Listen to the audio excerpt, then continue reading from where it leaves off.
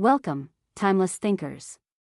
In today's video, we'll share some incredible stories of people who turned their financial struggles into triumphs. Sarah was overwhelmed with debt and struggling to balance being a single mom. But she didn't give up.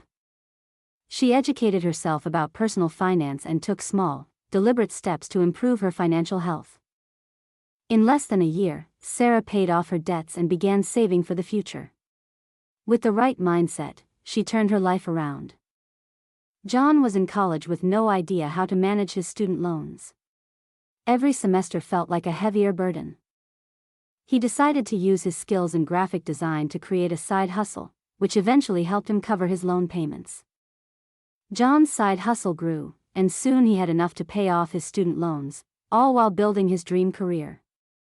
These stories prove that no matter where you start, you can overcome financial struggles. The first step is believing that you can. Take charge today.